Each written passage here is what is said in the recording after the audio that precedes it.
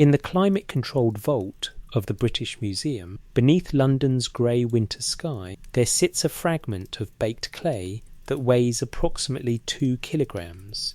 Its catalogue number is BM 78941. The tablet measures 25 centimetres in length, though the right upper quarter is missing, chipped away by time or circumstance. The surface is damaged in places, the cuneiform impressions worn smooth where ancient fingers once held it, where water perhaps touched it, where 3,600 years pressed down upon its fragile form. This is not the most famous flood tablet.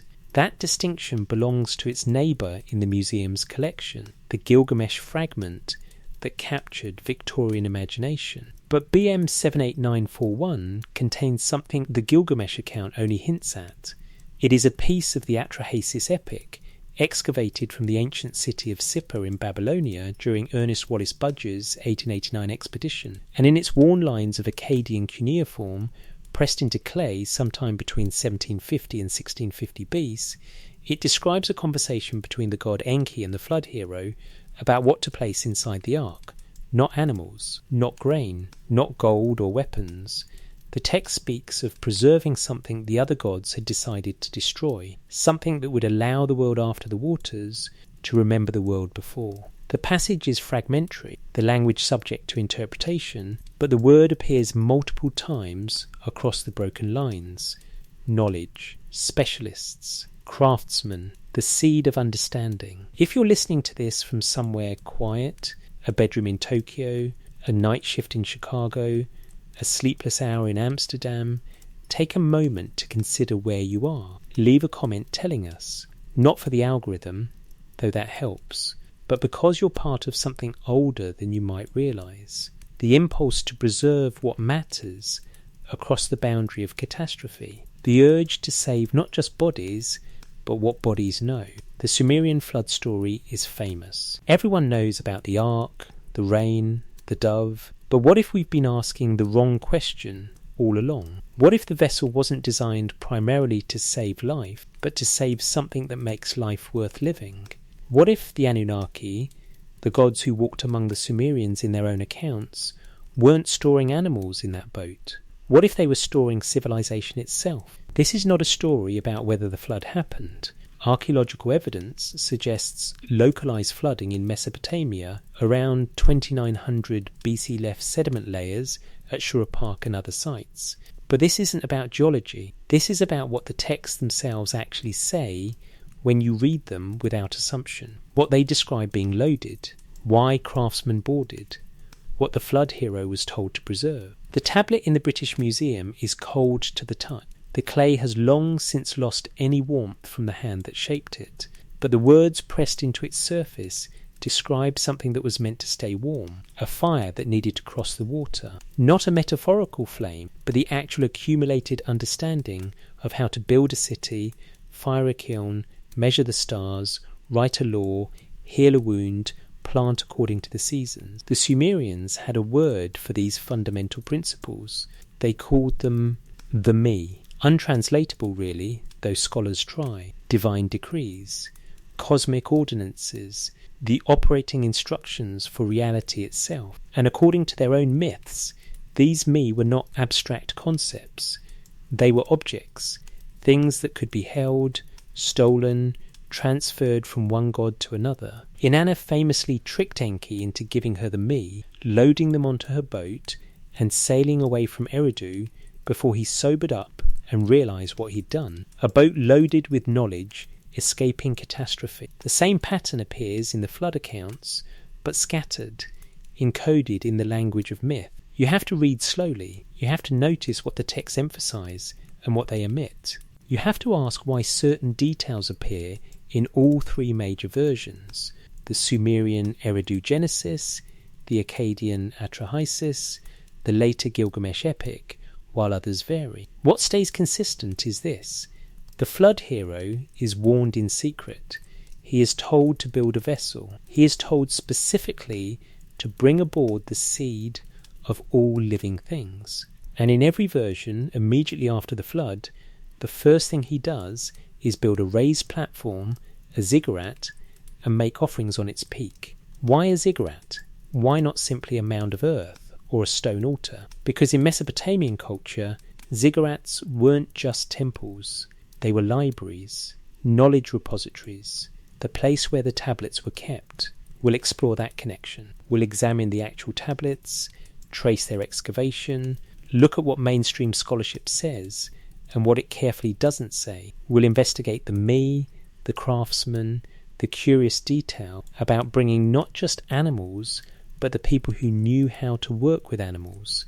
We'll follow Ziusudra, that's the Sumerian name for the flood hero, to the place where he was taken after the waters receded.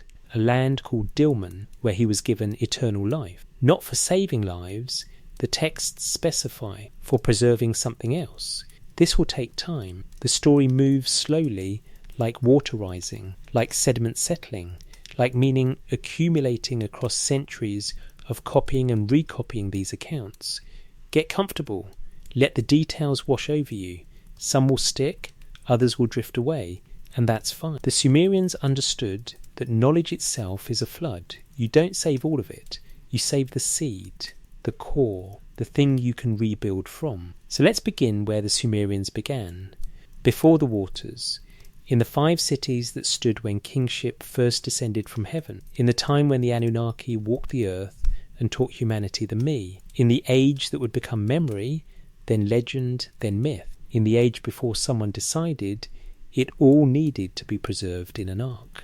The cities before the waters. The Weld Blundell prism sits in the Ashmolean Museum in Oxford, a clay object roughly 20 centimetres tall, its 4 sides inscribed with columns of cuneiform text. It was acquired by Herbert Weld Blundell in 1922, though where exactly it came from remains uncertain, somewhere near Lhasa perhaps, in southern Iraq. The text inscribed upon it dates to approximately 1800 BC, copied during the reign of a king whose name appears at the end of the list.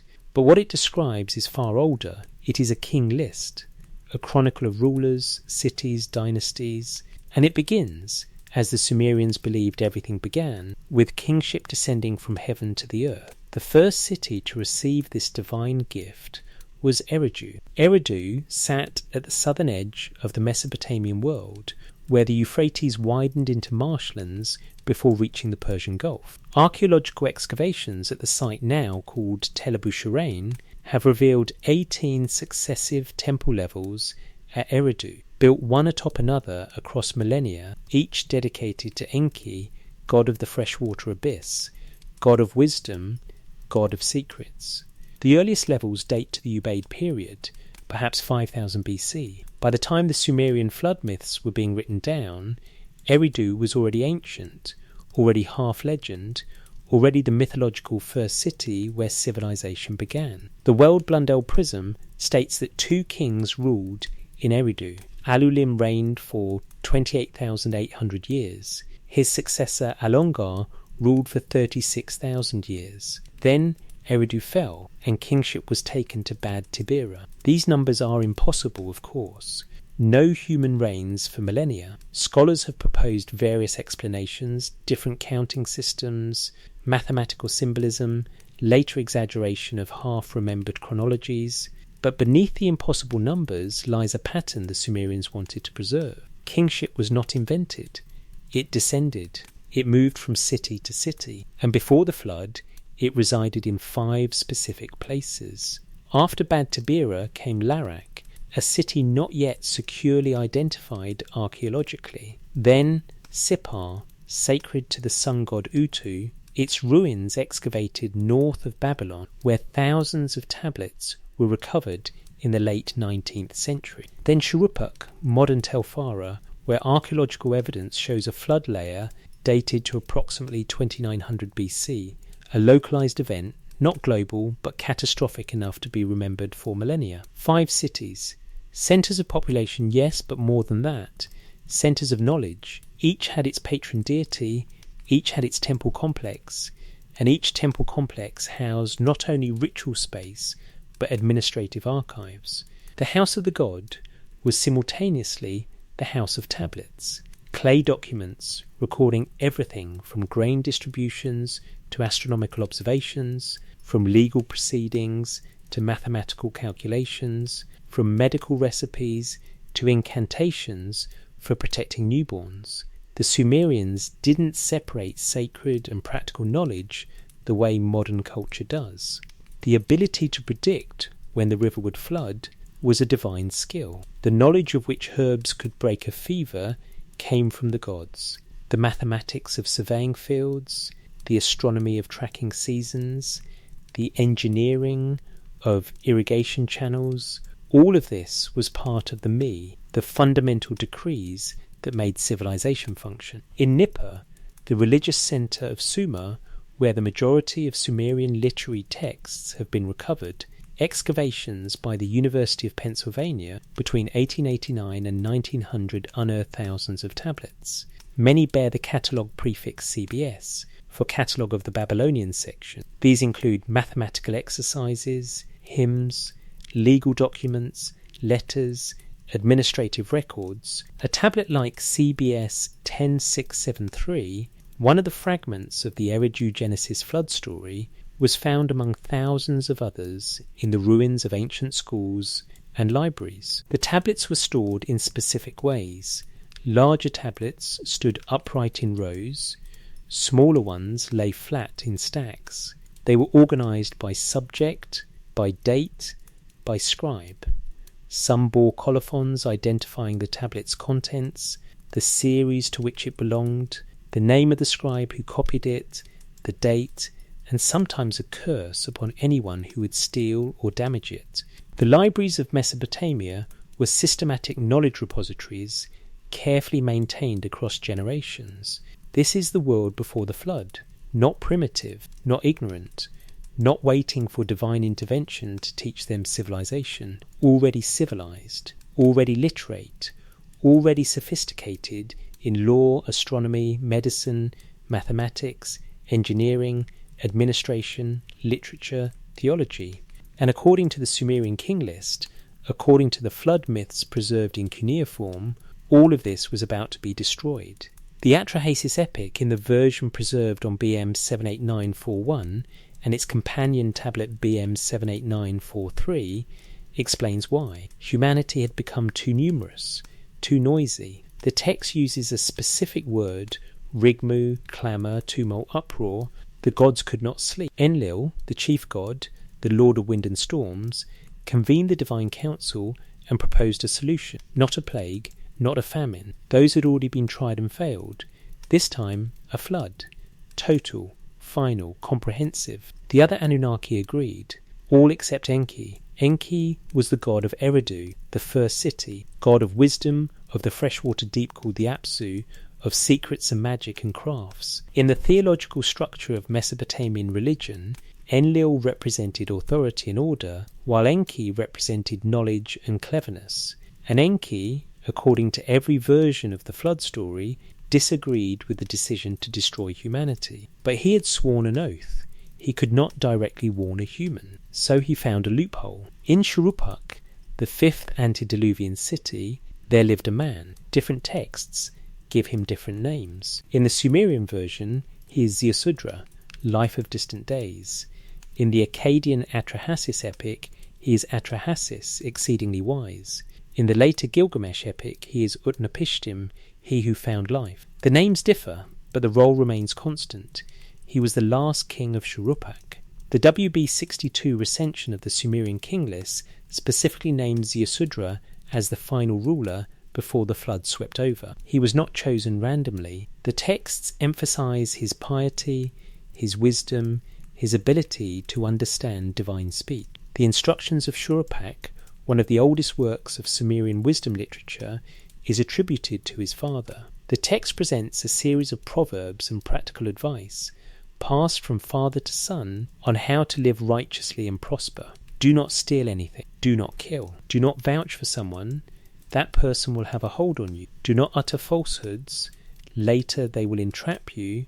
This is the world Ziusudra came from. A world of accumulated wisdom, formal education, ethical instruction. A world that valued knowledge enough to write it down, preserve it, teach it across generations, a world Enlil had decided to erase. The 5 antediluvian cities were not scattered randomly across Mesopotamia. If you plot them on a map, Eridu in the far south, Bad Tiberias slightly north, Larak somewhere in the central region, Sippar in the north near modern Baghdad, Shuruppak in the middle plains, they trace the length of Sumerian civilization, the entire cultural heartland. The flooding of the Euphrates and Tigris river system would have impacted all of them simultaneously. When the Sumerians looked back at this period, they saw it as an age of knowledge. The antediluvian kings reigned for impossible spans because time itself was different, or because they represented entire dynasties compressed into single names, or because the numbers encoded something other than literal years. But regardless of how we interpret the chronology, the Sumerians remembered this as the foundational age, the time when civilization was established, when the Me were active and the Anunnaki present, and the structures of society were laid down, the structures that were about to be washed away. In the archaeological record, there is indeed a flood layer at Shuruppak. Leonard Woolley's excavations at Ur in the 1920s found a similar deposit of clean water-laid clay, several metres thick, separating earlier occupation levels from later ones. These layers date to approximately 2900 BC, the late Uruk or Jemdet Nasr period, a time of significant cultural transition in Mesopotamia. But the mythological flood described in the Sumerian texts is not about geology, it's about discontinuity, about the world before and the world after, about what happens when everything you've built is threatened with total destruction. What do you save? The Sumerians had an answer, and it wasn't what you might expect. It wasn't just survival, it wasn't just escaping with your life, it was something more deliberate, more organised, more specific. They saved the seed, not just biological seed, though that was part of it. They saved the seed of civilization itself. The instructions for that preservation are encoded in the flood myths, but you have to read them carefully. You have to notice what the texts emphasize, what the flood hero is told to bring, who boards the vessel with him, what he does immediately after the waters recede. You have to ask, why would the god of wisdom, Enki, go to such elaborate lengths to preserve one man? Just to spite Enlil? Just to save humanity in general? Or was Yasudra specifically chosen because he could preserve something more valuable than life? The tablets don't state this directly, ancient texts rarely do, but the pattern is there, the emphasis, the structure, the curious details that make sense only if you're reading the story as a preservation protocol, as instructions for saving knowledge across catastrophe. The 5 cities before the flood were centres of learning. Ziusudra, the last king of Shuruppak, came from a lineage associated with wisdom literature. Enki, who warned him, was the god of knowledge and crafts. The vessel he was told to build would carry specific cargo, and the world that emerged after the flood would somehow possess all the same sophisticated systems, writing, mathematics, astronomy, law, engineering, that existed before. Not developed gradually, not invented slowly, but present, functional, systematic, as if they had been preserved, carried across the waters, restored from template. This is the question the mainstream interpretation doesn't quite address. The conventional reading treats the flood as mythological memory of a natural disaster, which is reasonable, or as symbolic of chaos overcome by order, which is theologically sensible, or as cultural diffusion from older traditions, which is historically probable. But none of that explains the procedural specificity of what was saved, the emphasis on craftsmen and specialists, the immediate construction of a temple library after the flood, the positioning of the flood hero in Dilmun, which we'll explore later, a place associated with preserved knowledge and eternal life. The texts themselves suggest something more intentional was happening, not divine rescue of a random family, but calculated preservation of a knowledge base. The Anunnaki in the Sumerian worldview were the ones who possessed the Me. the gods who had established civilization, who had taught humanity agriculture, writing, kingship, law, priesthood, crafts. They were present in the 5 antediluvian cities, active, accessible, teaching, and when most of them decided to destroy what they had built, one of them, Enki, the wise one, the craftsman god, chose preservation over destruction. He chose to save the blueprint. We need to understand what that blueprint was, what the me actually represented in Sumerian thought, how knowledge was conceptualized as something tangible, transferable, storable, how the flood myths describe loading not just animals but specialists, how the post-flood world shows no period of relearning, no gradual recovery, but immediate restoration of complex systems. We need to understand what exactly the texts say went into the ark, because if you read carefully, if you track the language across the 3 major versions, if you pay attention to what gets emphasized and what gets passed over quickly, a pattern emerges. The ark was a library, and what the Anunnaki stored there wasn't livestock, it was civilization itself. The flood hero's true identity. His name changes depending on who's telling the story and when. But underneath the variations, the same figure emerges. A man from Shuruppak, the last king before the flood, the one chosen by Enki, the one who survived. In Sumerian, he is Ziusudra. The name translates roughly as Life of Long Days or He Who Saw Life. It appears in the Eridu Genesis, the oldest written version of the flood account, fragments of which were discovered at Nipur and dated to approximately 1600 BC, though the composition itself is older. The key fragment, catalogued as CBS 10673 at the University of Pennsylvania Museum, is damaged, missing the opening lines. But where the text resumes, Ziusudra is already present, standing by a wall receiving a warning. In the Akkadian tradition, preserved in the Atrahasis epic on tablets like BM 78941, he is called Atrahasis, exceedingly wise.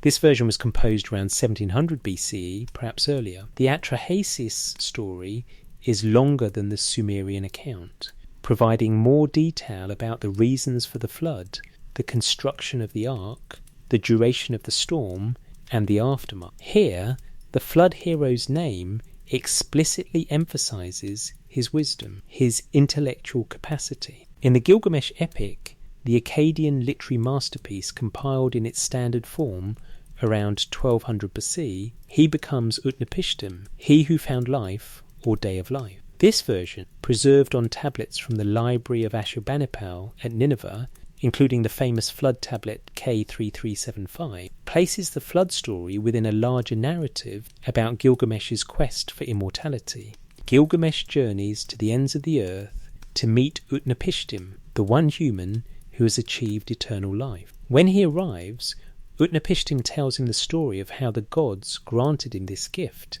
by surviving the flood. 3 names, 3 linguistic traditions, but only one flood hero. The WB 62 recension of the Sumerian king list provides crucial confirmation. This version, one of several variant king lists discovered, explicitly names the last pre-flood king of Shuruppak as Ziusudra or Zinsudu. Other recensions omit this detail, but WB 62 preserves it, linking the mythological flood hero directly to the kingship tradition. He wasn't a random peasant. He wasn't even a priest, though he may have held priestly functions. He was a king, the ruler of one of the 5 antediluvian cities. This matters because kings in Mesopotamian culture weren't just political leaders. They were mediators between divine and human realms. They were responsible for maintaining temple complexes, supporting scribal schools, preserving archives. The office of kingship itself was one of the me, one of the fundamental divine decrees that structured civilization. When the texts say kingship descended from heaven to Eridu, then moved to Bad Tabira, then to Larak, then to Sippar, then to Shuruppak, they're describing a transfer of not just political authority, but cosmic responsibility. Ziusudra held that responsibility when the flood was decided upon. His father, according to multiple sources, was Ubaratutu, also called Ubatutu or Ubortutu. Some texts identify Ubaratutu as the author of the Instructions of Shurupak. The wisdom text that begins Shurupak gave instructions to his son Ziusudra. Whether this attribution is historical or legendary doesn't diminish its significance. The Sumerians remembered Ziusudra as coming from a lineage of wisdom. His father was a king who taught ethical conduct. His city, Shuruppak, was old enough to have accumulated traditions, and he, Ziusudra himself, was described across all three textual traditions with terms emphasizing intelligence, piety, and understanding. The Eridu Genesis calls him humble and obedient. The Atrahasis epic calls him exceedingly wise. The Gilgamesh version describes him as one who could understand divine speech, who listened carefully, who followed instructions precisely. This is not the profile of someone saved arbitrarily. This is the profile of someone selected for a specific purpose. In the Gilgamesh narrative, when Gilgamesh finally meets Utnapishtim after his long journey, he expects to find someone who looks immortal, godlike, extraordinary. Instead, Utnapishtim appears entirely human. "I look at you, Utnapishtim," Gilgamesh says, "and you are no different from me. You are not strange at all. You are like me." The text emphasizes this ordinariness. Utnapishtim was human. He lived, breathed, slept, ate like any other person. The difference wasn't in his body. It was in what he had done, what he had preserved. The gods granted him immortality not because he survived, but because of how he survived. The text is specific on this point. After the flood, when the gods gather around Utnapishtim's sacrifice, when Enlil sees that someone has lived through the annihilation he decreed, there is a confrontation. Enlil is furious. The other gods defend the decision. And then Enlil himself, the one who wanted total destruction, changes his mind. He blesses Utnapishtim and his wife. He touches their foreheads. He speaks the decree, formally. Utnapishtim was a human being, but now he and his wife shall be like us gods. Utnapishtim shall reside far away, at the mouth of the rivers. The location matters, and we'll return to it. But the reason matters more. The text doesn't say because you survived, or because you're virtuous, or because I pity you. The immortality is granted, the texts imply, because Utnapishtim preserved what the gods had wanted destroyed, but then, seeing it preserved, realized should have been saved. He preserved the possibility of restoration. Across the three versions, Sumerian, Old Babylonian, and Neo-Assyrian, certain elements remain constant. The flood hero receives secret warning from Enki. He is told to build a vessel of specific dimensions. He is told to bring aboard not just his family, but other people, specifically described as craftsmen or specialists. He is told to seal the boat. The flood comes. It lasts 7 days in some versions, 40 days in others, but always a specific period. Birds are released to test for land. Sacrifice is made on a mountain. The gods gather. Immortality is granted. What varies are the peripheral details. The exact measurements of the boat change. The duration of the flood shifts. Some versions emphasize the storm's violence, others the waters rising. Some include dialogue between gods.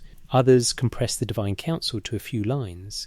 But the core sequence never changes. Warning, construction, loading, flood, landing, sacrifice, immortality. This consistency across recensions separated by centuries and written in different languages suggests the preservation of something essential, not poetic variation on a theme, but a pattern too important to alter, a structure that needed to be maintained. Scholars call this a floating gap in oral tradition, a stable core narrative transmitted through time despite variations in detail. What creates such stability? Usually a ritual function, a story told repeatedly in ceremony, its key elements fixed by religious practice, or a story with practical purpose, its structure preserved because it instructs, not just entertains. The flood narrative appears to be both. It's clearly ritual. The sacrifice after the flood, the divine gathering, the blessing, these are liturgical elements.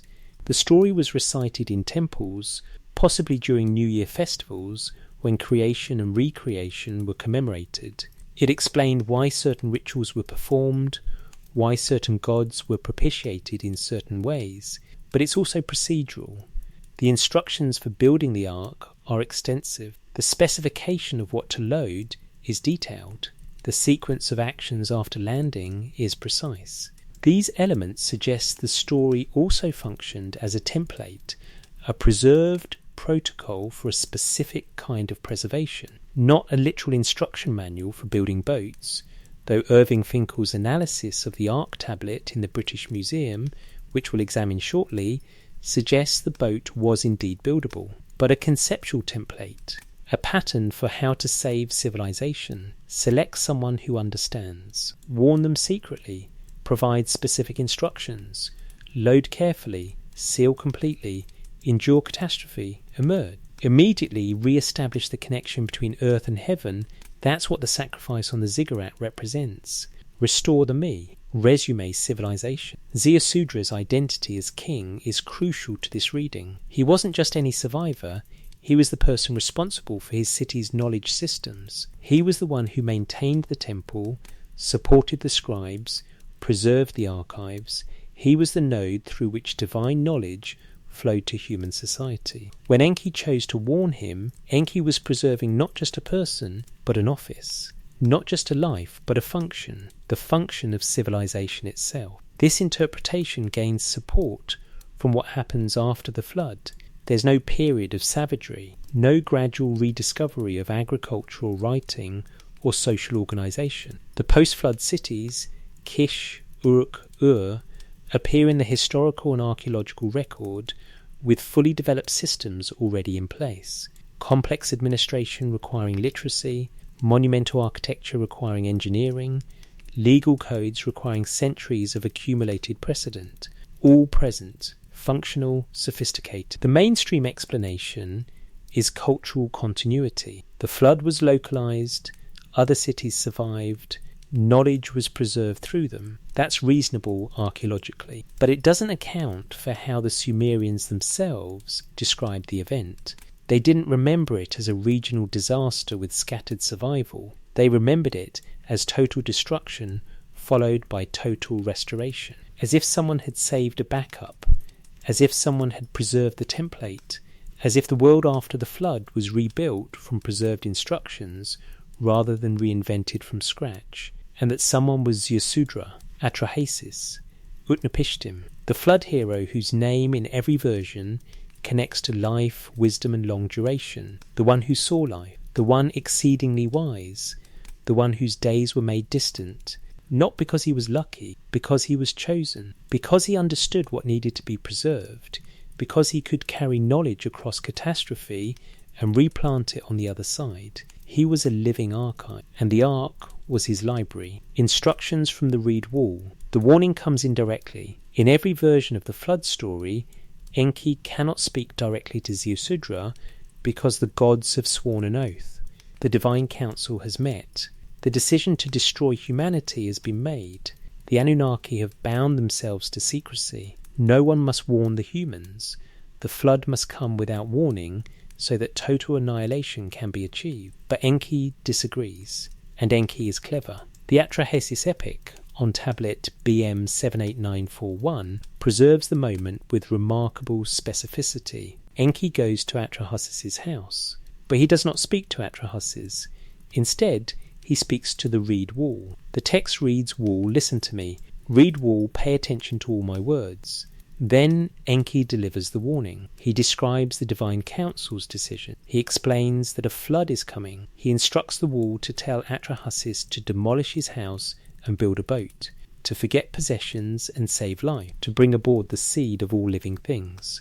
The reed wall, presumably, is where Atrahasis is standing, or sleeping. The text doesn't specify, but the implication is clear. Enki speaks to the wall, Atrahasis overhears, and technically, Enki has not broken his oath. He has not warned a human, he has simply spoken to architecture. This detail appears in the Sumerian version as well. The Eridu Genesis fragment, CBS 10673, describes Ziusudra standing by the wall. The text is damaged, but the surviving lines indicate he is receiving divine instruction through indirect means.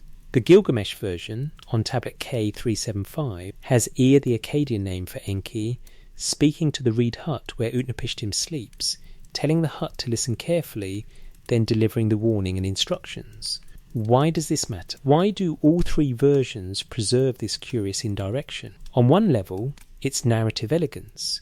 The trickster god finding a loophole in the letter of his oath while violating its spirit. This is consistent with Enki's character throughout Mesopotamian mythology. He is the god of wisdom, but also of cunning, the god of knowledge, but also of secrets.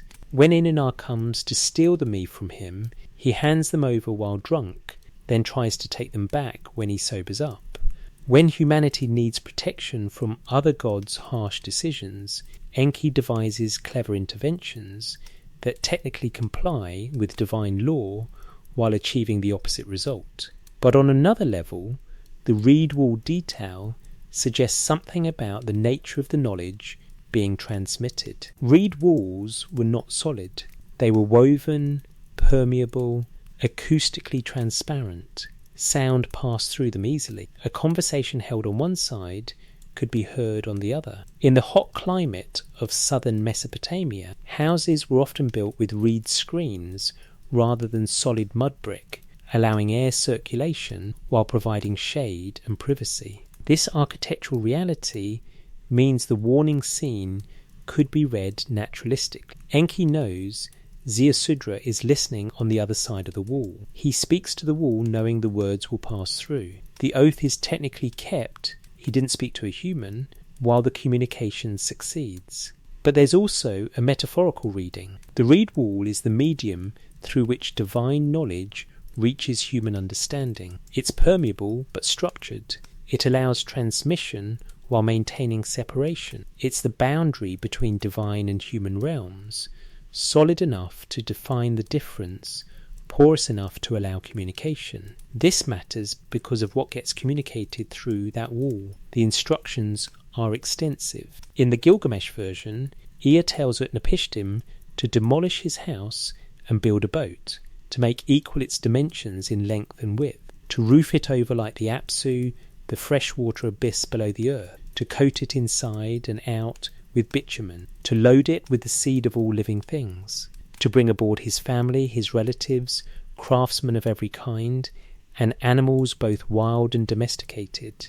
The Atrahasis version provides even more detail. The dimensions are specified: 1 acre in area, about 3,600 square metre, equal height, equal width, equal length, essentially a cube, or in some translations, a square floor plan with substantial height. The structure must have 6 decks divided into compartments, 9 sections in some readings, 7 in others.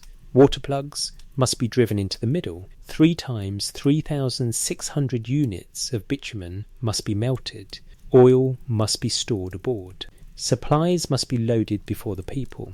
The Sumerian version is fragmentary, but what survives indicates similar concern with specific measurements and materials.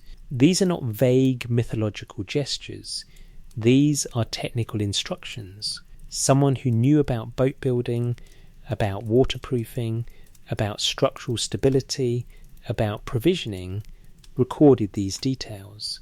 They may be stylized, exaggerated, or symbolically modified, but they're rooted in practical knowledge. Irving Finkel, curator at the British Museum, analysed a tablet acquired by a private collector and later brought to the museum. This tablet, dating to approximately 1850 BC, contains a version of the Atrahasis flood story with even more detailed instructions for building the Ark. Finkel calls it the Ark tablet. Its catalogue number has not been widely published, but Finkel's 2014 book The Ark Before Noah provides extensive analysis. What makes this tablet remarkable is the specificity of the boat design. The vessel is described as a coracle, a round boat. The instructions include precise ratios for materials, exact specifications for the size, EQ of floor space, walls of 30 cubits height, and detailed procedures for waterproofing. Finkel worked with boat builders to determine whether such a vessel could actually float and carry the described cargo. The answer, yes. A reed frame boat coated with bitumen, built to these dimensions, would indeed be seaworthy, stable, and capable of carrying substantial weight. The point isn't whether anyone literally built this boat. The point is that the instructions are functional. They describe something that works. This isn't pure fantasy, it's technical documentation encoded in mythological narrative. And what's being documented isn't just how to build a boat, it's what to put inside. The phrase appears in all versions, the seed of all living things. In Sumerian, Numunam Tillah. In Akkadian, Zernapati. Scholars usually translate this as seeds of life and understand it to mean breeding pairs of animals and perhaps literal seeds of plants. That reading is reasonable. The text does mention animals boarding the ark. The Gilgamesh version specifies wild beasts and cattle. The Atrahasis version includes animals from the field. After the flood, the hero releases birds to test for dry land, a dove, a swallow, a raven in the Gilgamesh account. But the phrase seed of all living things is broader than just animals. In Mesopotamian thought, the concept of seed carried multiple meanings. Biological seed, yes, but also origin, essence, beginning. The seed of a thing is what allows it to reproduce, to continue, to regenerate after destruction. In the plant world, the seed contains everything necessary to grow a new plant. Not just genetic information, but stored energy, protective coating, the capacity to lie dormant through harsh conditions, then germinate when circumstances improve. It's a survival capsule, a preserved potential, a future encoded in compact form. If you extend this metaphor to civilization, what is the seed? Not people in general, specific people with specific knowledge. The instructions of Shuruppak says, one plants seed, the seed will grow. Knowledge is seed. Teaching is planting, understanding is growth. The wisdom literature of ancient Mesopotamia repeatedly uses agricultural metaphors for education and cultural transmission. The flood hero is told to bring the seed of all living things. On one level, that's biodiversity. But on another level, if we're reading the text as Sumerians might have understood it, that's every kind of knowledge necessary for life to continue. Agricultural knowledge, medical knowledge, mathematical knowledge, engineering knowledge, legal knowledge, ritual knowledge, the complete curriculum of civilization. And how do you preserve that? How do you ensure it crosses the boundary of catastrophe intact? You bring the people who know. This is where the texts become fascinating in their specificity. The Gilgamesh version says Utnapishtim brought aboard craftsmen of every kind. The Akkadian term is Mr. Umni, literally sons of craftsmen or trained specialists. These aren't random refugees, they're professionals, experts, people who possess technical skills. The Atrahasis version similarly mentions bringing aboard not just family, but others, though the text is damaged in places and the exact phrasing uncertain. But the implication is clear. The Ark's manifest wasn't just Noah's family, as later traditions would have it. It was a selected group representing different specializations. Why would you need craftsmen on a boat escaping a flood? If the purpose is simply survival, you wouldn't. You'd bring young, healthy people with the best chance of reproducing afterward. You'd maximise genetic diversity and physical capability. But if the purpose is restoration of civilization, then craftsmen make sense. You need people who know how to work metal, how to weave textiles, how to fire pottery, how to construct buildings, how to craft tools. These skills take years to learn. They're transmitted through apprenticeship, demonstration, practice. If everyone who knows these crafts drowns, the knowledge drowns with them, unless you bring them aboard. The reed wall instruction scene takes on deeper significance with this reading. Enki isn't just warning Ziusudra to save himself, he's instructing him on how to save civilization. The technical details about boat construction aren't padding, they demonstrate that this is serious, practical, procedural. The emphasis on bringing craftsmen isn't incidental, it reveals the true purpose of the endeavour. What Enki is describing through that reed wall is a preservation protocol. The Ark is a seed vault. not primarily for biological diversity, though that's included, for cultural knowledge, for the technical expertise that allows civilization to function. And the reason Enki must communicate through a wall, the reason he cannot speak directly, isn't just about oath-keeping. It's about the nature of the knowledge being transmitted. It's esoteric, hidden, secret, preserved against the will of the majority of gods, transmitted indirectly because direct transmission is forbidden. This is the knowledge that will allow the world to be rebuilt, the blueprint for restoration, the seed from which civilization will regrow. The reed wall is permeable, the knowledge passes through. And on the other side, Ziusudra listens carefully, because what's being described isn't escape, it's cultural backup. It's the most ambitious data preservation project in ancient literature, and if the texts are to be believed, it worked. The ME, Blueprints of Civilization. There exists in Sumerian thought a concept that has no precise English equivalent. The word is written in cuneiform as ME, pronounced approximately May. Scholars translate it variously as divine decrees, cosmic ordinances, fundamental powers, cultural norms, or simply leave it untranslated, because none of these captures what the Sumerians meant. The Me were not abstract principles, they were not metaphors. In Sumerian literature, they are described as objects that can be held, carried, stolen, transferred, lost and recovered. They have physical presence. They can be loaded onto a boat. The most detailed account of the Me appears in the myth Inanna and Enki, preserved in multiple copies from the Old Babylonian period and compiled in the electronic text corpus of Sumerian literature. The story describes how Inanna, goddess of love and war, travels from her city Uruk to Eridu, the holy city of Enki. Enki welcomes her with a feast. They drink beer together. The text emphasizes the drinking, the loosening of divine restraint. And in his intoxicated generosity, Enki gives Inanna the Me. The text lists them, over 100 Me catalogued by function. Kingship is a Me, priesthood is a Me, truth is a Me, descending into the underworld is a Me, the art of lovemaking is a Me, metalworking is a Me, literacy is a Me, the ability to make decisions is a Me, musical instruments are Me, victory is a Me, defeat is a Me. Each represents a fundamental capacity that makes civilization possible. Not skills that humans develop through trial and error, but principles that must be acquired from the gods.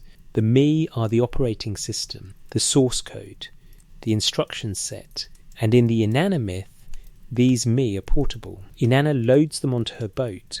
The text specifically uses the term boat and sails away from Eridu before Enki sobers up and realizes what he's given away. He sends monsters to retrieve them, but Inanna's assistant Ninshuba defends the boat. The Me reach Uruk. Inanna unloads them, and her city becomes glorious, powerful, the center of civilization. A boat loaded with the Me, traveling across water, transferring civilization from one place to another. The pattern should sound familiar. The Me are never fully explained in Sumerian texts. They're simply assumed. Everyone in Sumerian culture apparently understood what they were, so no text bothers to define them explicitly. We're left reconstructing the concept from context, from how they're used in myths, from the lists preserved in various compositions. But certain things are clear. The Me originate with the gods, particularly with Enki, who possesses them in his temple at Eridu. They can be transferred between gods through gift, theft, or divine decree. They enable specific functions. You cannot practice kingship without possessing the kingship Me. They're cumulative. Possessing more Me makes a city or person more powerful, more complete, more civilized. And crucially, they're separable from the people who possess them. Inanna doesn't become the Me, she carries them. They exist independently of her. This suggests the Me have something like physical instantiation. Not that they're merely symbols or titles, but that they have objective existence. In some sense, they're real. Modern scholars debate what this means. Are the Me ritual objects, temple regalia that confer authority, legal documents that grant privileges, sacred texts that contain instructions. All of these interpretations have merit. A crown is an object that instantiates kingship. A law code on a stele instantiates justice. A mathematical tablet instantiates calculation. In a pre-abstract culture where ideas were inseparable from their material expressions, the me might indeed be physical objects. Not in a crudely literal way, the me weren't wooden boxes labelled kingship, but in the way that knowledge itself was physical. Knowledge existed in written form, on tablets, in archives. To possess the tablets was to possess the knowledge. To lose the archive was to lose the capability. When a Mesopotamian city was conquered, the victor would often carry away the statue of the city's patron god. This wasn't just symbolic humiliation, it was understood as transferring the god's presence, and with it, the god's power and the city's me. The statue was the instantiation of the divine, and removing it meant the city had lost access to its foundational principles. In this cultural context, preserving the me across catastrophe would require preserving their physical instantiations, not just remembering them abstractly, but saving the objects, texts, and ritual items through which they functioned. The flood threatens total destruction. If every city is submerged, every temple collapsed, every archive dissolved in water, then the me are lost. Not just forgotten, lost, gone from the world. Civilization becomes impossible because the very structures that enable it no longer exist, unless someone preserves them. The Atrahasis epic has Enki instruct the flood hero to build the ark like the Apsu. The Apsu was the freshwater abyss beneath the earth, Enki's domain, the source of wisdom and magic. Temples were built to symbolically connect to the Apsu. Their foundations reached down toward it. Their rituals drew upon its power. The ziggurat at Eridu, Enki's city, sat above sacred marshlands, believed to be manifestations of the Apsu. To build the ark like the Apsu might mean making it watertight, since the Apsu is surrounded by water but contains distinct space within. But it might also mean constructing it to function like Enki's temple, as a container and transmitter of the me, as a sacred space where divine knowledge is stored and accessed. The ark becomes, in this reading, a floating temple, a mobile repository of the me, the vessel that carries not just biological survival, but the cultural denier of civilization across the catastrophic boundary. This interpretation gains support from what happens immediately after the flood. In every version, the first action the flood hero takes upon landing is ritual. He builds an altar or ziggurat. He offers sacrifice. He establishes communication between earth and heaven. This isn't just thanksgiving for survival, it's re-establishing the connection through which the me function. The gods gather at the sacrifice. The text in Gilgamesh describes them gathering like flies around the offering, drawn by the sweet smell. They've been without human worship during the flood, without temples, without offerings, without the structures through which divine and human realms interact. The sacrifice signals restoration. The connection is re-established. The me can flow again. Enlil's reaction is telling. He's furious that anyone survived. But the other gods defend the decision. And eventually, Enlil himself transforms from destroyer to preserver. He grants Utnapishtim immortality. He establishes him at the mouth of the rivers, which we'll explore further, but which tradition associates with Dilmun, a paradisiacal location. The god who wanted total annihilation becomes the god who ensures preservation. Why the change? The text doesn't fully explain, but if we read the flood as threatening not just human life, but the me themselves, then Enlil's transformation makes sense. He wanted to destroy noisy humanity, but in the process he almost destroyed civilization itself. The me, which the gods had established, which gave structure to reality, nearly ceased to exist. Only Enki's intervention through Ziusudra prevented total loss. When Enlil sees the me have been preserved, when he sees that civilization can be restored rather than reinvented, he accepts the outcome. The ark wasn't rebellion against divine will, it was insurance for divine legacy. The Sumerians believed the me were given by the Anunnaki, the gods who came from elsewhere. The texts aren't specific about their origins, an established civilization who taught humanity agriculture, writing, law, mathematics, astronomy, medicine, architecture, metallurgy. The foundation myths describe this transfer of knowledge as intentional, structured, pedagogical. The gods didn't just live among humans, they instructed them. This raises an uncomfortable question for the flood narrative. If the Anunnaki established civilization, taught humanity the me, built the cities and temples and systems, why would they then destroy it all? The Atrahasis epic provides an answer. Humans became too numerous, too noisy. But this seems insufficient motivation for total annihilation. A more nuanced reading suggests factional conflict among the gods. Enlil represents order, hierarchy, control. Enki represents knowledge, adaptation, preservation. When humanity's expansion threatens the cosmic order Enlil prefers, he chooses reset.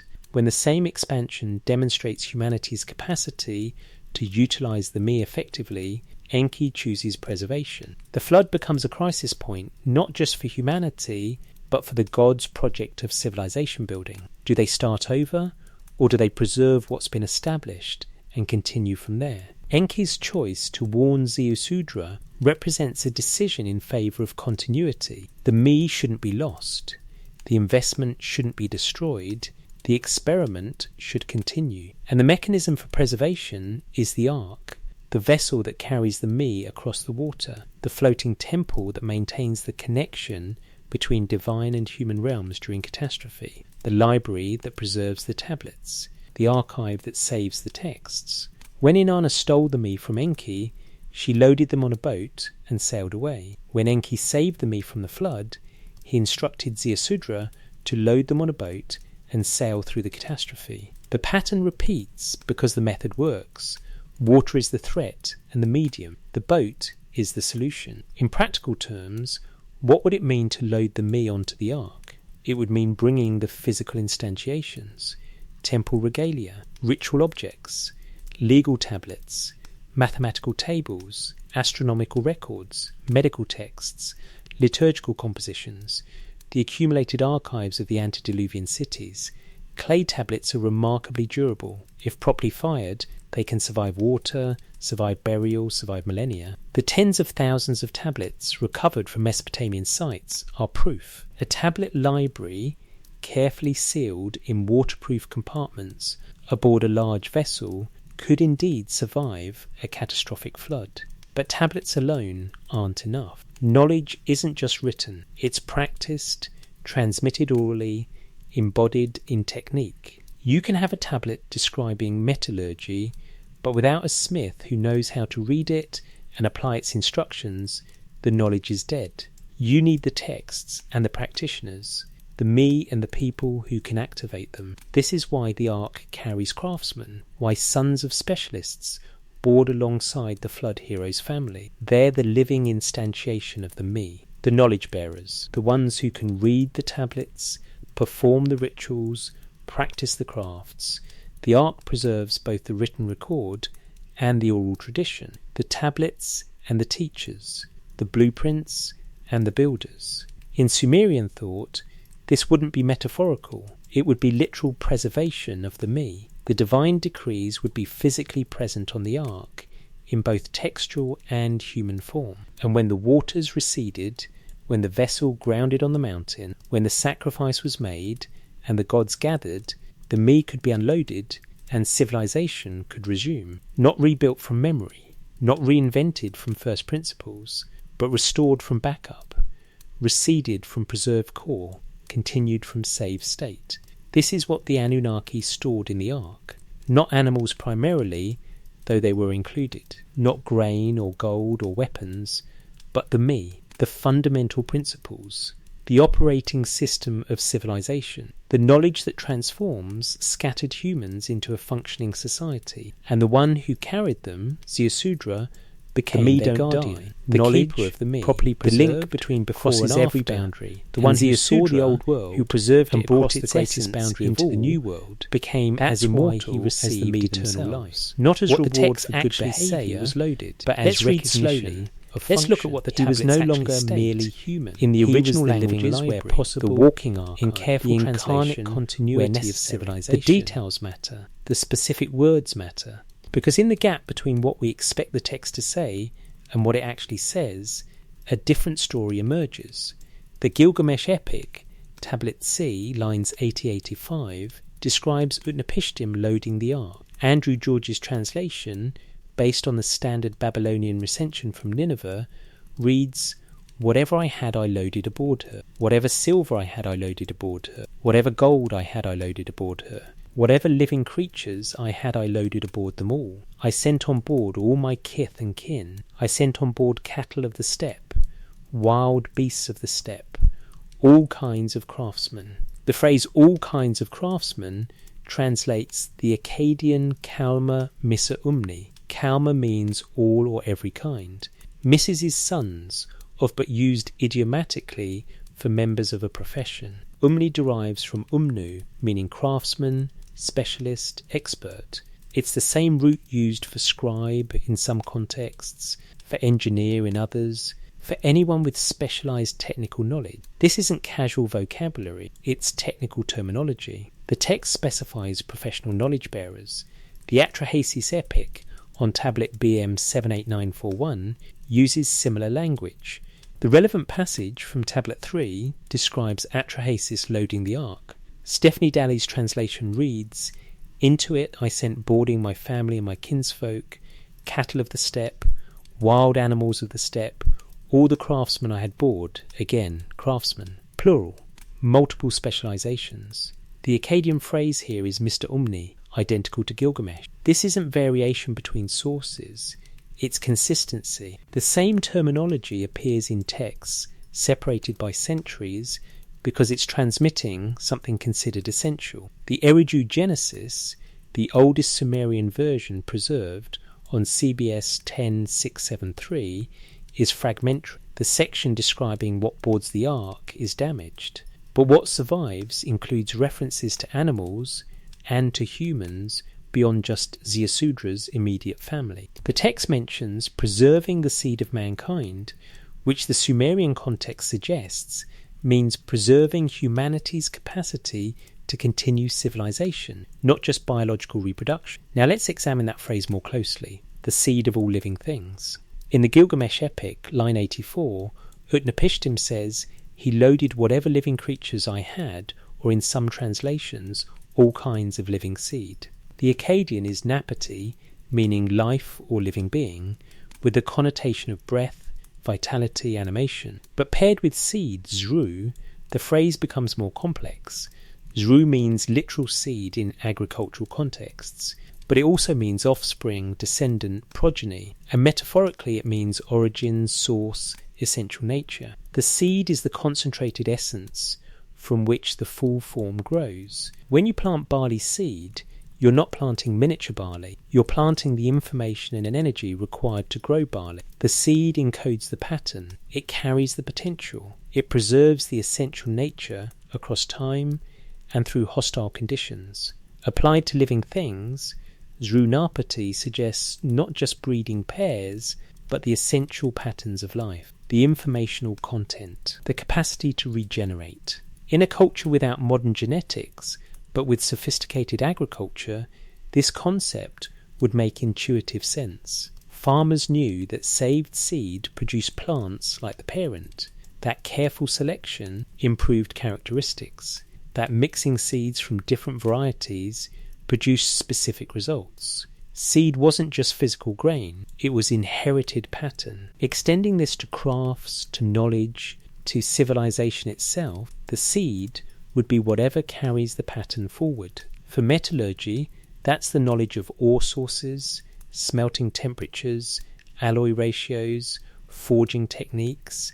For literacy, it's the knowledge of cuneiform signs, phonetic values, grammatical structures, scribal conventions. For law, It's the accumulated precedents, the case records, the principle that cases should be decided consistently. This knowledge exists in written form. Tablets preserve it.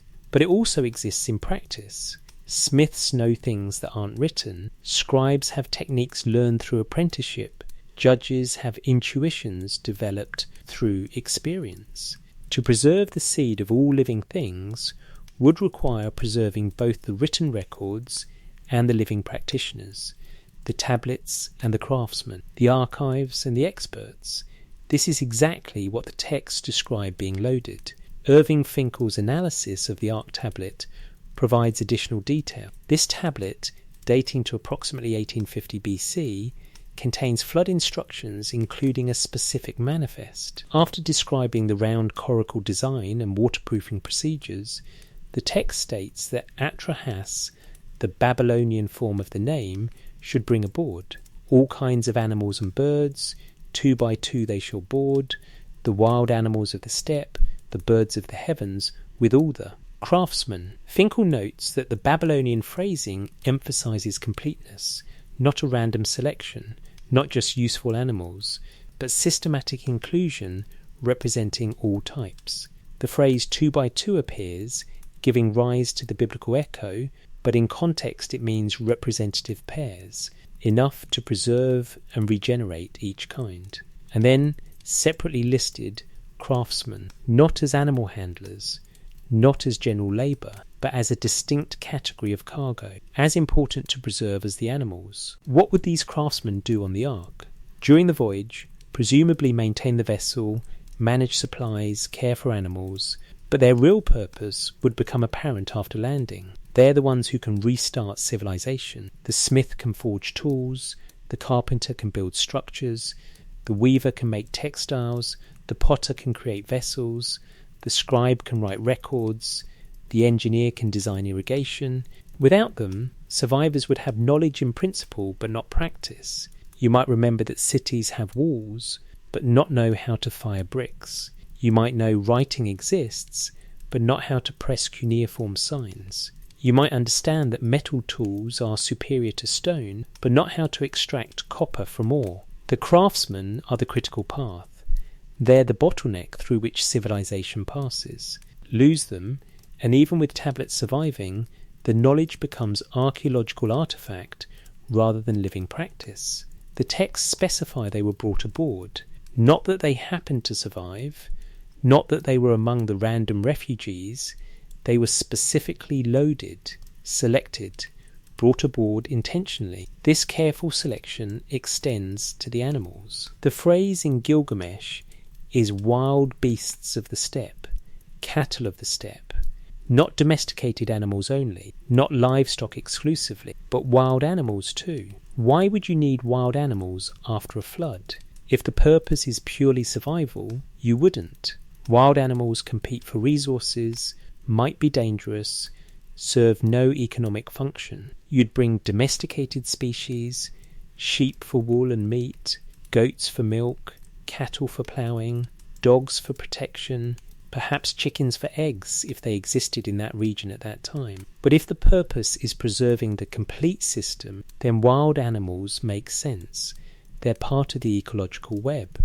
They fulfill functions in the environment that affect agriculture, that provide materials, that participate in the cosmological order. The Mesopotamian worldview didn't sharply separate wild and domestic. Both were part of the created order. Both had their place in the me of animal existence. Including wild animals suggests the Ark's purpose was comprehensive preservation, not just economic survival, but ecological continuity. Not just human needs, but cosmic completeness. The same principle applies to the plants. The text mentions seed, and while this is often translated simply as food supplies, the Sumerian agricultural vocabulary distinguishes between grain for eating and grain for planting. The Numan seed that Ziusudra brings is described with terminology suggesting agricultural stock rather than provisions. This would include barley and wheat varieties, emmer and einkorn, date palm seeds, flax, chickpeas, lentils, the foundation crops of Mesopotamian agriculture. Not wild plants, domestication was already established, but carefully selected varieties representing centuries of breeding. These seeds would be stored in sealed jars, protected from moisture, labelled by type and origin. Mesopotamian agricultural texts show sophisticated understanding of variety maintenance, seed selection, optimal storage conditions. The tablets describe specific procedures for preserving seed viability across seasons. If you were designing an agricultural restart program, you'd need not just any grain but the best varieties, high-yielding strains, drought-resistant types, quick maturing plants, the accumulated results of countless growing seasons of selection and observation. The texts state this was loaded. The agricultural seed bank came aboard. Now add the tablets themselves, the physical knowledge repositories, legal codes, mathematical tables, astronomical observations, medical recipes, omens, prayers, liturgical calendars, administrative records, literary compositions, the accumulated written heritage of the antediluvian cities. Clay tablets, if properly fired, are nearly indestructible. Water can't dissolve them. They can survive submersion. The tablets recovered from Mesopotamian sites were often found in destruction layers where buildings collapsed and burned. The fire that destroyed the building completed the firing process, making unfired or partially fired tablets permanent. A collection of tablets sealed in bitumen-coated baskets or wooden chests, stored in the dry interior compartments of the ark, would survive indefinitely. When opened after the flood, they'd be perfectly readable. How many tablets could the ark hold? If we accept the dimensions given in the Atrahasis epic, 1 iku of floor space, equal dimensions in height, 6 or 7 decks, the vessel would have substantial volume. 1 iku is approximately 3,600 square metres. 6 decks means 21,600 square metres of floor space total, though much would be occupied by structural supports, provisions and animals. But even a small fraction of that space dedicated to tablet storage could preserve tens of thousands of documents. The library of Ashurbanipal at Nineveh contained approximately 30,000 tablets in a palace complex. A dedicated archive facility could store far more in organised conditions. The Ark doesn't need the entire library of civilization. It needs the essential core, the seed collection, the reference copies, the texts you'd need to restart the major systems. For mathematics, multiplication tables, division methods, area calculations, volume formulas, exponential progressions. For astronomy, star catalogues, rising and setting times, eclipse predictions, calendrical systems. For medicine, symptom diagnosis lists, prescription recipes, surgical procedures, magical incantations. For literature, key myths establishing cosmic order, kingship legitimacy, ritual procedures. For law, precedent cases, standard contracts, criminal codes, property regulations. Perhaps a few thousand tablets, carefully selected, would be sufficient. Not comprehensive, but foundational, the essential curriculum. And this is what the texts describe: preserving the seed. Not everything, but enough. Not random survival, but systematic selection. Not escape from destruction, but calculated preservation of fundamentals. The cargo manifest of the Ark, read carefully, is a restart protocol: biological diversity, animals and seed, technical knowledge, craftsmen, written records, tablets, the 3 levels of civilization, natural resources, human expertise, documented information. Load all 3, seal the vessel, survive the catastrophe, land, unload, restart. The procedure is clear. The purpose is explicit. The details are technical. This isn't mythology in the sense of pretty stories conveying vague meanings. This is mythology in the sense of encoding cultural memory of an actual preservation effort. Whether the flood happened exactly as described doesn't matter for this analysis. What matters is that the Sumerians remembered civilization as something that was saved, not invented, something preserved through catastrophe, not developed after it. Something that required specific measures to protect, not mere luck to survive. The Ark wasn't a life raft, it was an archive ship, a floating university, a mobile temple complex containing everything necessary to resurrect a civilization. And according to the texts, it worked. The craftsmen who boarded. Metalworking requires fuel sources, ore knowledge, temperature control, alloy understanding, tool shaping techniques, and pattern recognition for crystallization. These skills take decades to master. A smith begins as a child watching a master, progresses through years of apprenticeship pumping bellows and sorting materials, gradually learns to forge simple objects, eventually understands the subtle colour changes in heated bronze that indicate readiness for working. This knowledge transfer is primarily non-verbal. You learn by watching, by feeling the hammer's weight, by hearing the pitch of the metal under impact. Weaving requires fibre preparation, thread spinning, loom construction, pattern creation, tension maintenance, and finishing techniques.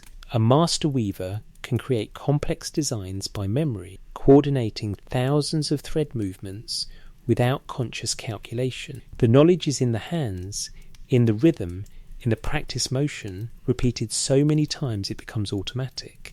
Pottery requires clay preparation, coiling or wheel throwing, drying timing, firing temperature, glaze chemistry, and form visualization. Expert potters know by the clay's texture how much water to add, by its colour how much fine material it contains, by its drying rate when to begin trimming. They understand how different clays behave under heat, which combinations crack, which strengthen, which colours emerge. These are the crafts the Mesopotamian texts catalogue when they describe the me. Not in detail, the texts assume cultural knowledge, but in enumeration. Smithing is a me, weaving is a me, pottery is a me. Each represents a complete skill system that must be transmitted intact. When the Gilgamesh tablet states that Utnapishtim brought aboard all kinds of craftsmen, it's describing preservation of these knowledge systems. Not the products of craft. You don't need finished swords or cloth or pots in the Ark. You need the people who can make them after landing. The Akkadian occupational terminology was sophisticated. Different words existed for different specializations within each craft. A Napu was a smith, but specifically one who worked bellows and controlled fire. A Katimum was a goldsmith, a Yaparu was a bronze worker, a Kakuru was an architect, a Nagru was a carpenter, but different types existed. Boat builders, furniture makers, architectural carpenters. Scribes had their own elaborate hierarchy. A Uparu was a basic scribe, someone who could write. A Umnu was a master scholar, someone who had mastered complex textual traditions. A Bur was a divination expert. An Ipu was a ritual specialist. Each represented years of training in specialized knowledge. The text phrase Mester Umni, sons of specialists, could encompass all these professions, but it definitely includes the top tier, the masters, not mere practitioners. You don't bring apprentices on a knowledge preservation mission, you bring the people who can train new apprentices after everything restarts. This suggests a careful selection process. The Ark had limited space. Not everyone could board. Who gets selected? The Flood hero's immediate family, certainly. Bloodline continuity, kinship obligation, and practical help managing the vessel. The texts are consistent on this. Ziusudra / Atrahasis / Utnapishtim brings his wife and children. But beyond family, the selection must be functional. What specializations are absolutely necessary for civilization to continue? What knowledge, if lost, cannot be reconstructed from first principles? Agriculture is essential, but farmers are numerous. Assuming some agricultural population survives elsewhere or can be retrained, this isn't the critical bottleneck. But agricultural engineers, the people who design irrigation systems, calculate seasonal flooding, plan crop rotations, they're specialists. You bring them. Basic carpentry can be learned through trial and error. But architectural engineering, the mathematics of weight distribution, the design of arches and buttresses, the principles of foundation laying, this requires transmitted knowledge. You bring builders. Simple metallurgy, working copper, can be discovered independently. Bronze alloy ratios can be determined experimentally. But complex metallurgy, including the knowledge of where to find ore, how to identify it in raw form, what fluxes to use, what temperatures different metals require, this takes generations to develop. You bring smiths. Basic writing can be invented. Many cultures developed writing independently, but mature cuneiform, with its hundreds of signs, phonetic and logographic readings, grammatical conventions, and literary traditions, this represents centuries of development. You bring scribes. Each critical knowledge system has key specialists who must be preserved. The Atrahasis epic, in the sections describing the boarding of the ark, mentions that Atrahasis brought aboard his family and his kinsfolk. Then separately, craftsmen. This distinction suggests the craftsmen weren't necessarily relatives. They were selected for function, not blood relation. This implies a rapid selection process.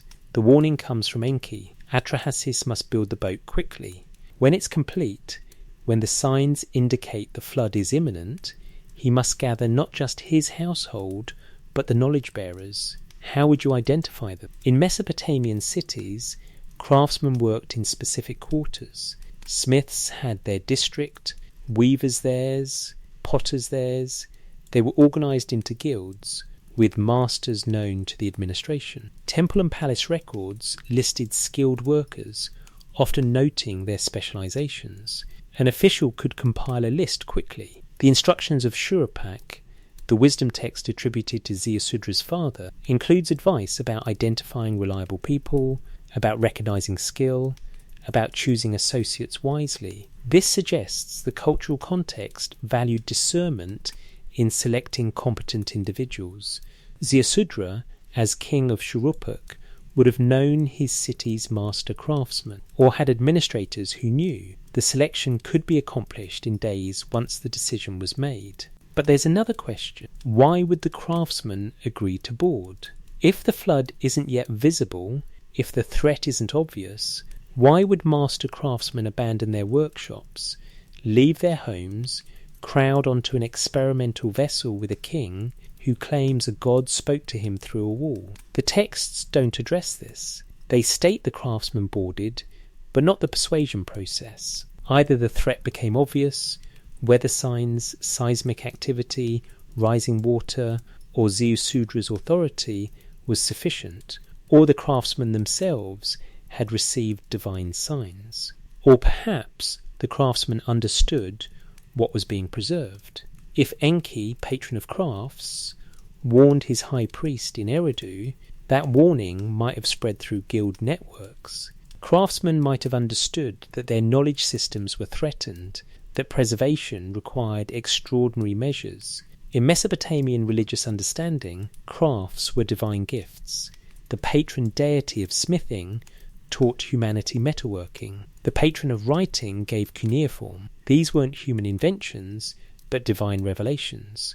To preserve the crafts was to preserve divine teaching. If craftsmen understood the ark as a temple project, as sacred preservation, they might have viewed boarding as religious duty, not fleeing disaster, but serving as guardians of divine knowledge. Priest craftsmen, knowledge keepers, the living embodiment of the me. This frame would explain their inclusion in the narrative. They're not incidental passengers. They're as essential as the flood hero himself. He preserves the texts, they preserve the practices. He carries the written me, they embody the practical me. Together, they're the complete preservation system. After the flood, when the ark grounds, the craftsman's function becomes fully clear. Survival alone doesn't require experts. Hunter-gatherers can survive with minimal technology, but civilization requires specialization. You need metalworkers to make tools, builders to construct cities, weavers to clothe populations, scribes to administer societies. If these specialists died in the flood, their knowledge dying with them, the survivors would face a dark age. They'd remember that writing existed, but not how to do it. They'd know that bronze was superior to stone, but not how to make it. They'd have oral memories of great cities, but not the engineering to build them. This is exactly what archaeology shows happening in civilizational collapses elsewhere. The late Bronze Age collapse around 1200 BC saw widespread destruction across the eastern Mediterranean. Literacy disappeared in some regions for centuries. Complex crafts were lost. Trade networks collapsed. Not because people forgot that these things existed, but because the specialists who maintained them died or dispersed, and the knowledge wasn't preserved systematically. Mesopotamia doesn't show this pattern after the flood layer. Instead, the early dynastic period immediately following shows sophisticated administration, monumental architecture, complex metallurgy, and literate bureaucracy, not beginning tentatively, but already fully developed. The mainstream explanation is that the flood was localized, other cities continued, no actual civilizational disruption occurred. This is archaeologically defensible, but it doesn't match how the Sumerians themselves remembered the event. They described comprehensive destruction. They dated dynasties as before the flood and after the flood. They treated it as a cosmic reset, not a regional inconvenience. If we take their accounts seriously, not as literal history, but as encoded memory, then the preservation of craftsmen becomes the key to explaining post-flood continuity. The knowledge crossed the catastrophe boundary because the knowledge bearers crossed. The Ark saved civilization not by accident of survival, but by design of preservation. The craftsmen boarded because that was the plan. They were the plan. They were what made the Ark work as a cultural preservation system rather than just a survival vessel. In Sumerian thought, this wouldn't be surprising. The me aren't self-activating. They require human agency. The divine decrees establish possibilities, but humans actualize them. A me without someone to practice it is potential without manifestation. The craftsmen are the manifestation. They're the me made active. And by bringing them aboard, Ziusudra preserved not just the knowledge of crafts, but the crafts themselves, living and functional. When Enkidu grants Utnapishtim eternal life, when he places him at the mouth of the rivers in Dilmun, the craftsmen presumably went there too, or they dispersed to the rebuilding cities, carrying their knowledge with them, training new generations of apprentices, continuing the guild traditions unbroken. Either way, the knowledge survived, the skills continued, the me remained active, and civilization didn't collapse. It paused, floated, grounded, and continued, because the right people were on the boat when the dove returned. The waters recede slowly. In the Gilgamesh account, the flood lasts 6 days and 7 nights. The storm breaks on the 7th day, then silence. The sea becomes calm. The text says all humankind had turned to clay, everything drowned, everything destroyed, as Enlil intended. But the ark remains. Utnapishtim opens a window, light enters. He looks out at devastation. The terrain is flat as a rooftop, the text says. Everything submerged, everything covered, no landmark visible. He weeps. Then he looks for coastlines on the horizon. Eventually he sees a region of land. The boat drifts toward it. On the 7th day of searching, the boat lodges against a mountain. The Gilgamesh text calls it Mount Nimush, though the translation is debated. The name might mean Salvation Mountain or simply Safe Height. The location is uncertain. Some scholars suggest the Zagros range northeast of Mesopotamia. Others propose mountains to the north, toward Armenian highlands. The text doesn't provide enough geographical detail to identify the specific peak. What matters is elevation. The boat needs high ground, a place rising above the water, a location where the descent can begin. Utnapishtim waits. The boat is lodged firmly, but the water hasn't receded enough to disembark. He waits 1 day, 2 days, 3 days, 4 days, 5 days, 6 days. On the 7th day, again 7 the ritual number, he releases a dove. The dove flies away. It searches for a place to land, for dry ground where it can rest. It finds none. It circles. It returns to the boat. Utnapishtim retrieves it. He waits. Then he releases a swallow. The swallow flies out, searches, finds no landing place, returns. Utnapishtim retrieves it. He waits again. Then he releases a raven. The raven flies away. It finds receding water. It finds mud. It finds food, carrion. The text implies the dead from the flood. It eats. It scratches in the mud. It does not return. The signal is clear. Life can survive on the land now. The ecosystem is beginning to recover. The waters have dropped enough that animals can find sustenance. The time has come to disembark. This sequence appears in all three major flood traditions with minor variations.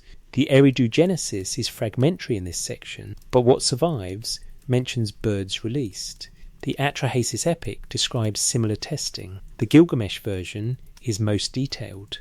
Why birds? Practical answer: birds are mobile scouts.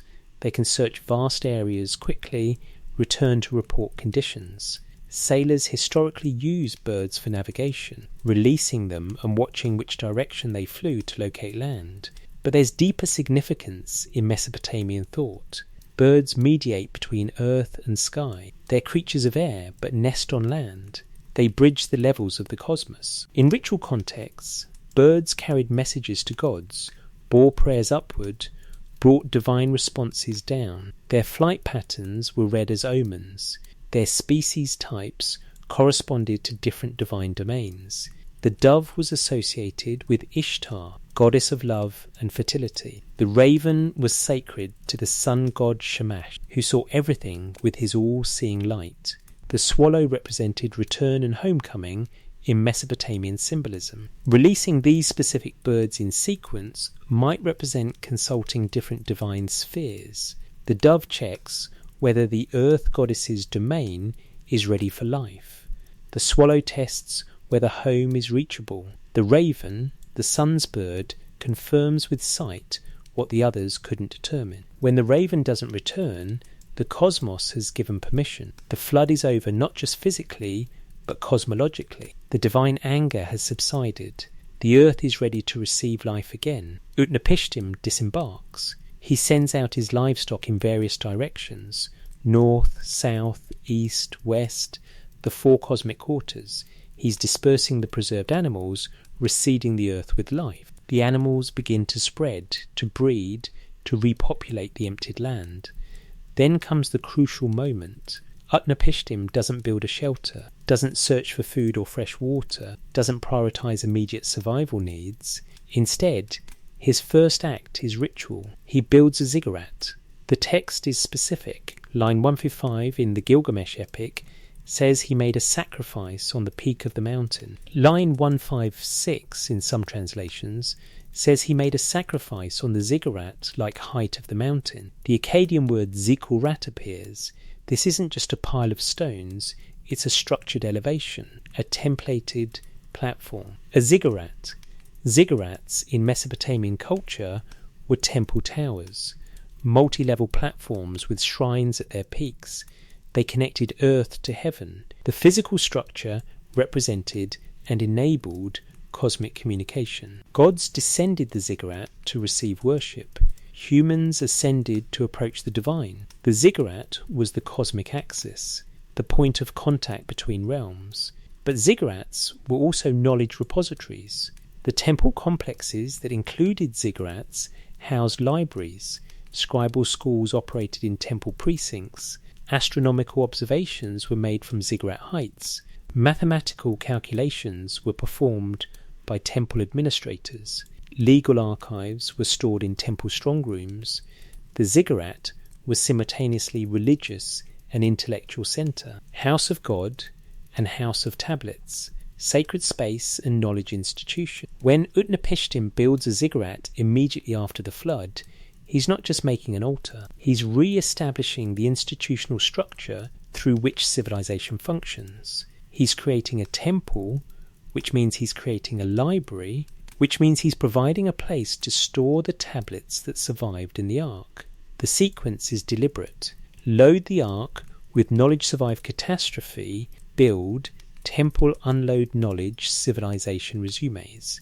The ziggurat serves another function. It elevates the sacrifice, making it visible to the gods. The text describes the gods smelling the sweet savour of the offering. They gather like flies around it, drawn by the first worship they've received since the flood began. For 7 days, the gods have been without offerings, without incense, without the ritual attention that sustains the divine-human compact. Utnapishtim's sacrifice restores that compact. It signals that humanity survives. That worship will continue, that the temples will be maintained, that the me will remain active. The gods gather eagerly. The text emphasizes their hunger for the sacrifice, their relief at restoration. They're dependent on human worship in Mesopotamian theology, not in the sense that they need food, they're immortal, but in the sense that worship actualizes their function. Without humans to honor them, gods lose purpose, presence, power. The flood threatened to destroy not just humanity, but the entire cosmic order that humanity's existence supported. By restoring worship immediately, Utnapishtim restores that order. The cosmos snaps back into proper function. The gods resume their roles. The structure holds. Ishtar arrives. She lifts up her lapis lazuli necklace, the beads that she wears, and swears by it, "I shall be mindful of these days, and I shall never forget them. Let the gods come to the offering, but let not Enlil come, because he brought about the flood and consigned my people to destruction." This is striking language. Ishtar, goddess of Uruk, takes ownership of humanity, my people. She's angry at Enlil for destroying them without her consent. She's claiming right of protection over what remains, and she's using her necklace, a physical object, a piece of jewellery, as the medium of oath-taking. The lapis lazuli necklace becomes a mnemonic device. Every time she sees it, she'll remember her oath. Every time she wears it, she'll recall the promise not to forget, not to allow similar destruction again. Physical objects carrying meaning, carrying memory, carrying obligation. This is consistent with how the me function, not abstract ideas, but tangible things that embody principle. The ziggurat Utnapishtim builds serves similar mnemonic function. It's a permanent marker. It stands as reminder. Anyone who sees it knows, here is where the world was restored. Here is where the sacrifice was made. Here is where the gods gathered and decided to preserve rather than destroy. The location of this ziggurat becomes sacred geography. The mountain where the ark landed enters Mesopotamian tradition as a specific place, though its exact location remains disputed. Some traditions identified it with mountains in Assyria, others placed it in Armenia, still others suggested peaks in the Zagros. What matters isn't the specific mountain, but the concept. There exists a place where the preserved knowledge was brought to land, a location where the tablets were unloaded, a spot where civilization was restarted from backup. That place needed a temple to house the knowledge, so a temple was built first. Before shelter, before farming, before anything else, the knowledge institution was established. This priority reveals purpose. Utnapishtim isn't just surviving, he's restoring. He's implementing a restart protocol, and the protocol begins with infrastructure for knowledge preservation. The ziggurat is that infrastructure. It's the new archive, the new library, the new house of tablets. The contents of the ark, the preserved me, the saved texts, the documentation of civilization are brought from boat to temple. The transfer is made, the backup is deployed, and from there civilization resumes. Enlil arrives, he sees the boat, he sees the survivors, he becomes furious. Where did a living being escape? No man was to survive. The other gods defend the decision. Ninurta suggests that only Ea would have done this. Ea admits to warning Atrahasis, though he claims he only sent a dream, a clever evasion of oath breaking. Then Ea makes his case. He argues that Enlil's punishment was disproportionate, that humanity's noise, their clamour, could have been reduced by plague or famine rather than total destruction, that the flood was excessive, that some preservation was necessary. Enlil, persuaded by his fellow gods, accepts the outcome. He boards the boat. He takes Utnapishtim by the hand. He brings Utnapishtim's wife aboard. They kneel. He touches their foreheads. He speaks the blessing. Formerly Utnapishtim was a human being, but now he and his wife shall be like gods. Utnapishtim shall reside far away at the mouth of the rivers. The transformation is complete. The flood hero becomes immortal. He's removed from ordinary human life and placed in Dilmun, the land of eternal life, the paradise at the edge of the world. Why immortality? Not just as reward, the text suggests, but as recognition of function. Utnapishtim preserved the me. He carried them across catastrophe. He restored them to the world. He is now permanently associated with that preservation. He becomes the living symbol of civilizational continuity. The craftsmen who boarded with him, the tablets he carried, the knowledge he preserved, these are his legacy. And because that legacy is eternal, because the me don't die, he too is made eternal. He becomes the answer to Gilgamesh's question, the one who achieved immortality, not through heroic deed or divine favoritism, but through preservation, through being the link between before and after, through carrying civilization across the boundary of catastrophe. The dove returned because the land was ready. The raven stayed because life could resume. The ziggurat was built because knowledge needed housing. The gods gathered because worship was restored. And Utnapishtim became immortal because what he preserved was immortal. The me crossed the water, and civilization continued. The Ark as archive. In the climate-controlled vault where we began, beneath London's grey sky, tablet BM 78941 remains. The weight of it hasn't changed.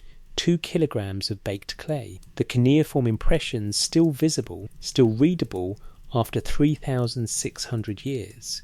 The story pressed into its surface about loading a boat, surviving a flood, preserving something precious across catastrophe. You can visit the British Museum and request to see it.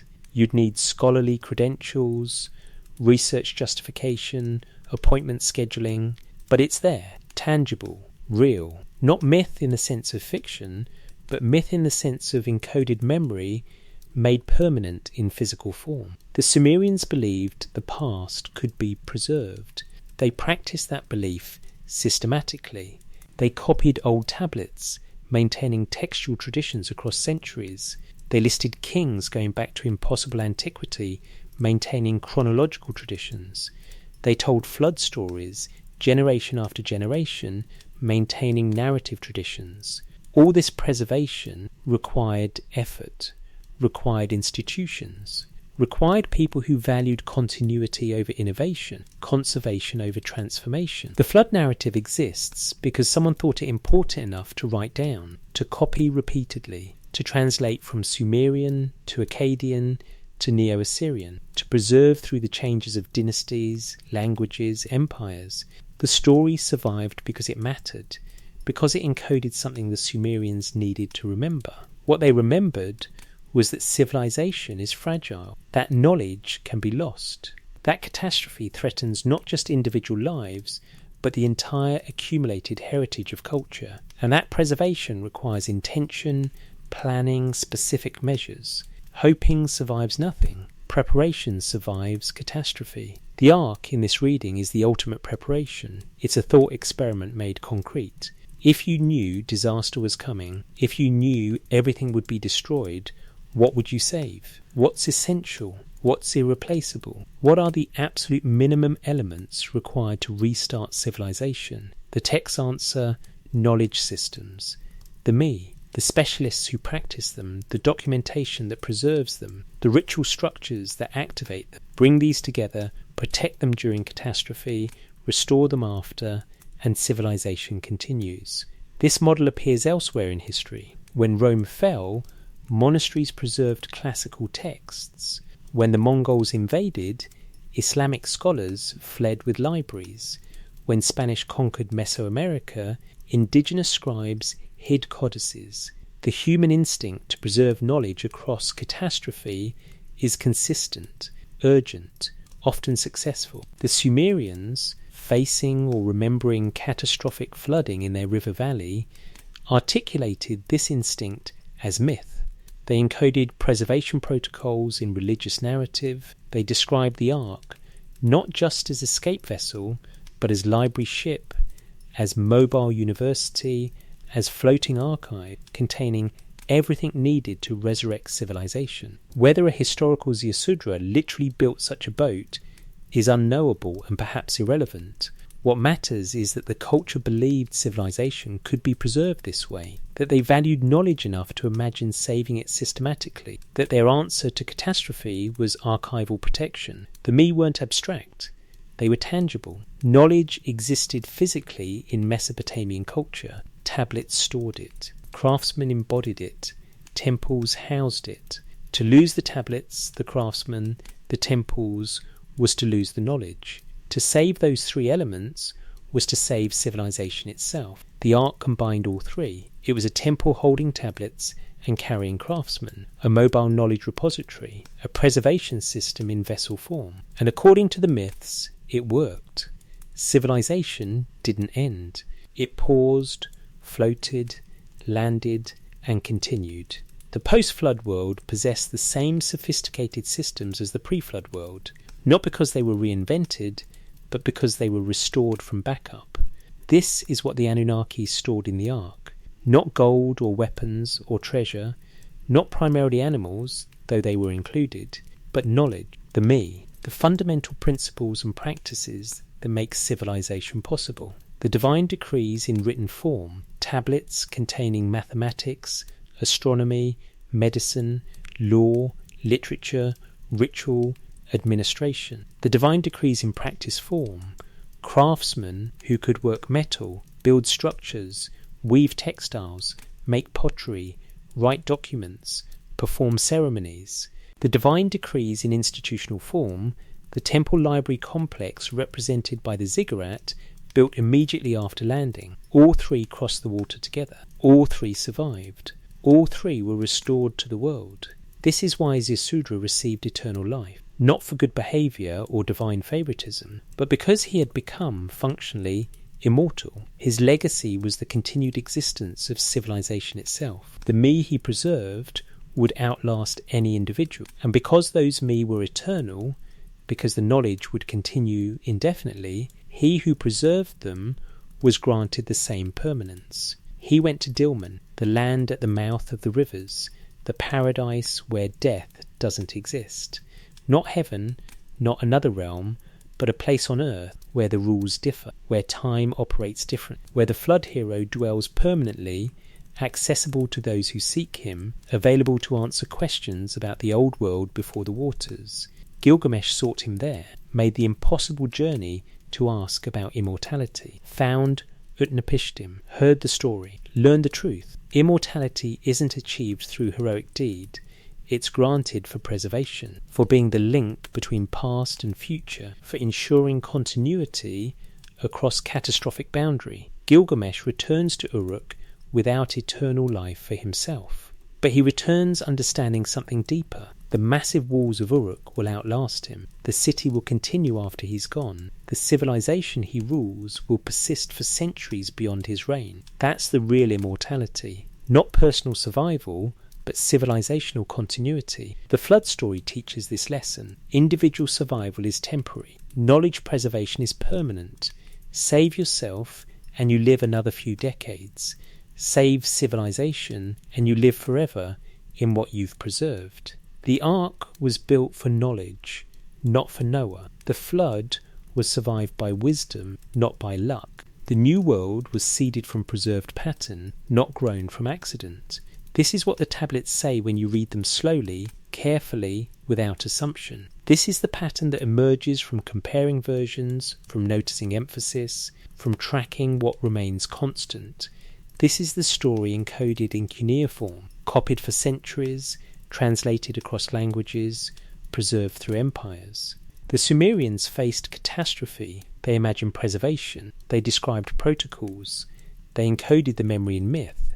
And they wrote it down, pressed it into clay, fired it permanent, so that 3,600 years later, someone in a museum vault could hold that clay and read those words and understand. Civilization is preserved intentionally. Knowledge crosses catastrophe through planning. The future receives the past through active transmission. Nothing survives by accident. Everything that continues was saved by someone who understood its value and took specific measures to protect it.